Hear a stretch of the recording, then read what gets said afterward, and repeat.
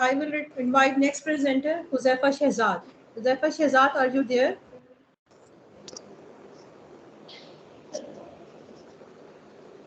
Huzaifa Shahzad.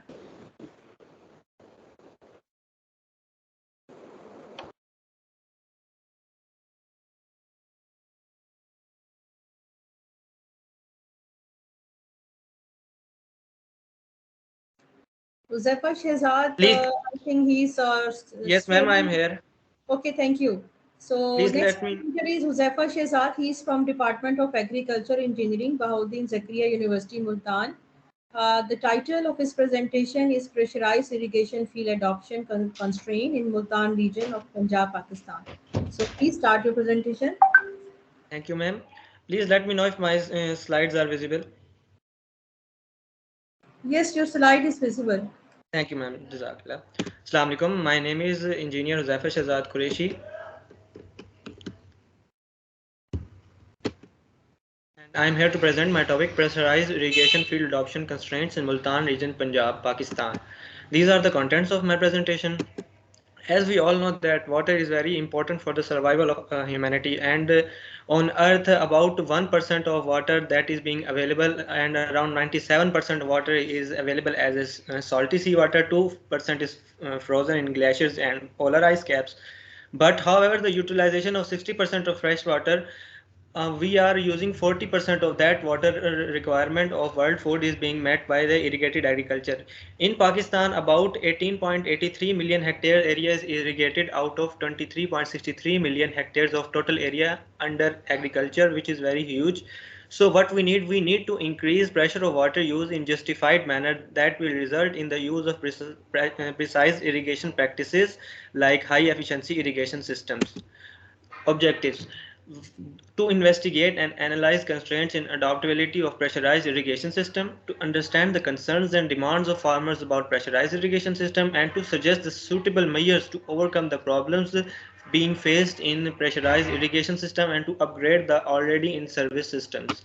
This is the typical layout of drip irrigation system. So methodology, first of all we selected some of the districts of southern Punjab including Multan, Bahawalpur, Bahawalnagar, Vihari, Muzaffargarh, Khanewal, Lodra and Rajanpur. What we have done, we have done data field data surveys conducted in our study area and collected the necessary data of water supply, soil type, material availability, power supply and the topographic attributes. In addition to that, we have conducted some meeting with farmers and conducted their personal interviews and their views about the constraints being followed by them. Based on these meetings and interviews, we developed a questionnaire, and the questionnaire considered the questions of general information of farmers, irrigation information, farm operation, farm labor availability, and general comments. These are the results and discussions. Cost of high efficiency irrigation system. So based on our interviews and our surveys and our detailed research, we divided the high cost equipment of high efficiency system from medium to very high.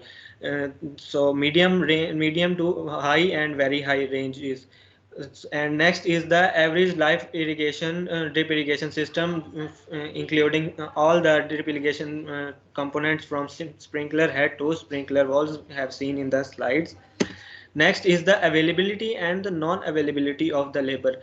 So when we were conducting our surveys, based on our discussion with our farmers, about 66% of farmers agreed for the not availability of labor at very high cost. However, some of the farmers, that is 34%, were agreed for the availability of labor at very high cost. So and then next step was to know that what are the power sources that are being used by them. So the three of the basic power sources were used by them. One is diesel, next is electricity, and the third is diesel plus electricity. Diesel is 69%, which is very large. Most of the farmers consumes diesels for their power supply.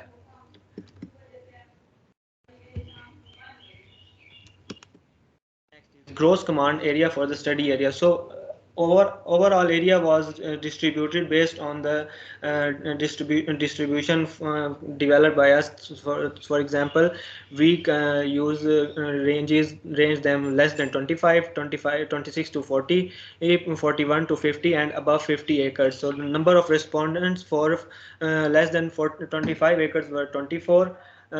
26 to 40 were 12, 41 to 50 were 18, and above 50 were 21. And the irrigation water supply sources for them were tube well, canal, and the tube well. 65% of the farmers were using tube well plus canal water supply. Means they were extracting the water resources at very high rate, which will eventually deteriorate our groundwater resources and fresh aquifer zones. So after conducting these results, we have made a comparison of water economy for sugarcane crop. So by using drip irrigation system, so you can see that from February to November, we have applied water by drip irrigation, which is a meter cube per hectare, and irrigation applied by flooding over the same area. So what we observed that about 46% of water being saved by drip irrigation system, which allow us to conserve our groundwater resources as well. Similarly, for sprinkler irrigation system, we have also used, and about 1.17 benefit cost was generated. It's an investment of return of sprinkler system divided by wheat and rice. Sorry, wheat and rice, and we discovered that gross monetary return rupees were 1,46,500 rupees for each of the farmer, or it may be depending upon the area or the power system applied by the farmer. So what were the summary of apprehensions for adoptions of high efficiency irrigation system? High capital cost of high efficiency irrigation system, which are the major constraint for applying high efficiency irrigation system.